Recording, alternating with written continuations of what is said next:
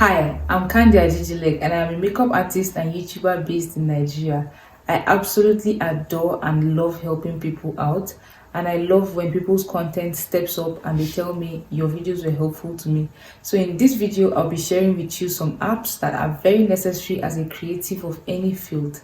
Keep watching to find out the apps. All of them are free and all you have to do is explore and learn how to use them.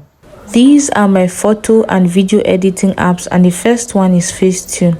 I usually use this to edit pictures, and this is how I do it. I like to put the pictures I want to edit in the favorite folder. So I'll just go and open the picture and press that little heart button, and then select all the ones I want and move on to the editing apps. So I use iMovie and InShot to edit videos, and then I use FaceTune, Snapseed and PixArt for editing of pictures, and then Canva for like thumbnails. And then let's get into the editing. So I like to use FaceTune too, and I'll click on the favorite folder as opposed to recent. So these are all the pictures I've put in the favorite folder, and I'm going to scroll all the way to the one I want to edit, which is that one. Right, so when I open the picture, I want you guys to see very well how the picture looks. The makeup looks flawless, if I do say so myself. Like, everything is well blended, but we just want to remove a few imperfections. Now I want to show you guys, like, I don't need to blur this picture because I used a white background, but if I want to blur it, I'm going to just go and click on defocus, and I'm going to do it on my face so you can see the effect of that blurring effect.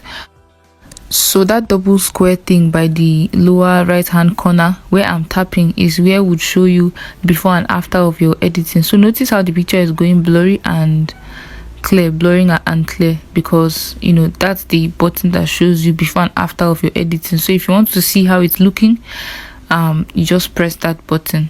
So yeah, I'm just going to remove the blur and then click on edit. Now whenever I'm editing my picture, I don't like to overly increase or decrease my brightness. Everything is in moderation, so I don't go higher or lower than 5. I reduce my brightness by 5, increase contrast by 5, increase color by 5, and sharpen by 5. Sometimes I sharpen by 10, but then the rest, or reduce brightness by 10, because I don't like my pictures to be too bright. That's basically all I do for editing of color balancing. So when I tap before and after, you can also see that. If you're okay with that, then you press that tick button, and then we move on to the next step.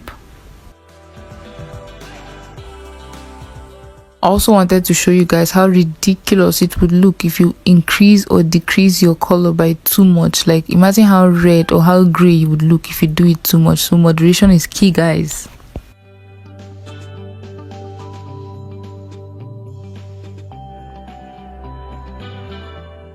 Next, I like to go to retouch. So once I click on retouch, you can see whiten, you can see smooth and all. So I like to start with whiten first, and you zoom into the area where you want to whiten, which is like my eyes, and I'm just going to keep touching and smoothing out that area, and then I'll do that for my eyes. And if my teeth are open, I'll also whiten my teeth. So be careful not to go and whiten some part of the face that you don't want to whiten. And then yeah, do not keep your whiten on 100%. I like to leave it at 50 or 60 or 70 because my eyes are not stark white. So I like to keep it on a low, and then I go and tap that that star wherever it is that I want to be whiter. I go and tap there, and I was using that before and after tool to show you guys how it would look after you whiten. The next thing I like to do is to smooth, and I only smooth the sides of my nose, underneath my eyes, a little portion of my forehead. Sometimes I smooth out my lip gloss, and then sometimes my smile lines. Now notice something. Can you see there's this blue button that is showing? I mistakenly whitened that area. How can I rectify that? You tap on the whiten button, there is this erase tool. You use that to erase the place you don't want to be white. And then I also go and tap the neck just to smooth it out a little bit as well. And that's it about the smoothing. After I'm done, I like to reduce it to like a 75 or 80.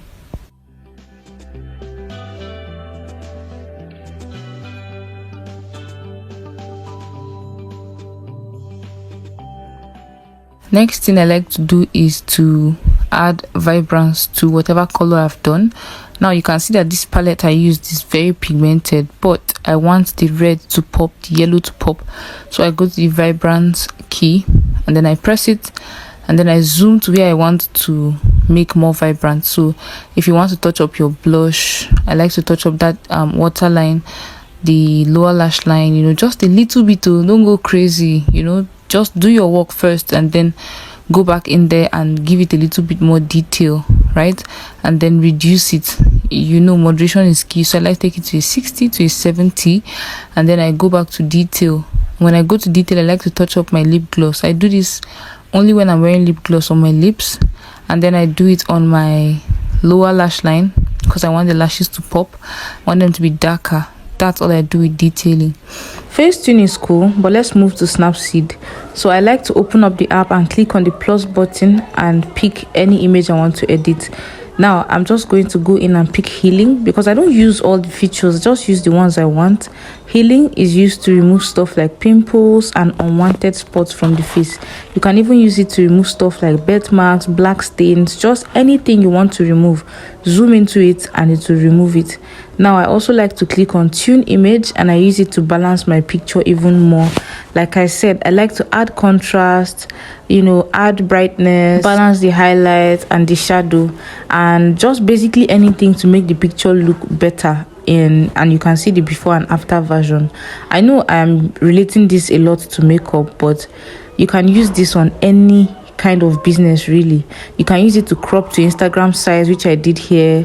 I also like to add my text with this app. So whether you're a tailor, fashion designer, baker, wig vendor, you need apps like this to help balance the colors, to make your pictures look better, crop them appropriately to Instagram, YouTube, or any app size with any of these apps. When I'm done with editing, I click modify and that's that. Next app is PixArt.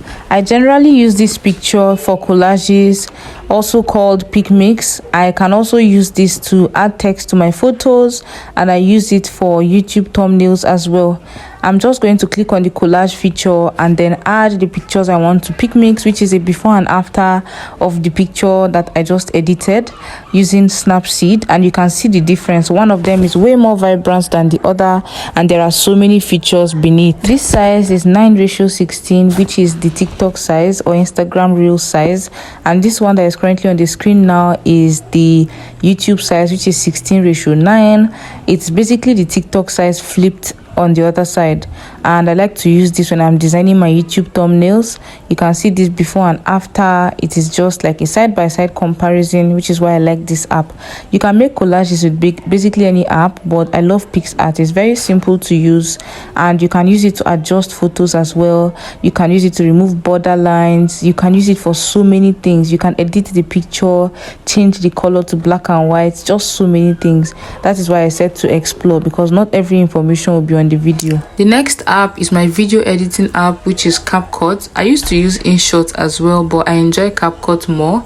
This app you can use to edit pictures as well. You just have to click on photo editor, or you can click on new project to edit an actual video. Here I picked a video of raw footage from what I just filmed, and you can trim it right before you even add it to the list of videos that you want to edit. You can add as many as you want. First thing I do is to zoom it in to make sure that I am in the right frame. You don't want to see that excess bathroom door and all those trashy things that are usually in the background. We want it to look as professional and as seamless as possible. I like to add transition between each video to make sure that it is a smooth and nice transition from video to video. And I would like to make an in-depth video of CapCut and show you guys what it's like. Next, it's Canva, and this app literally does all the thinking for you.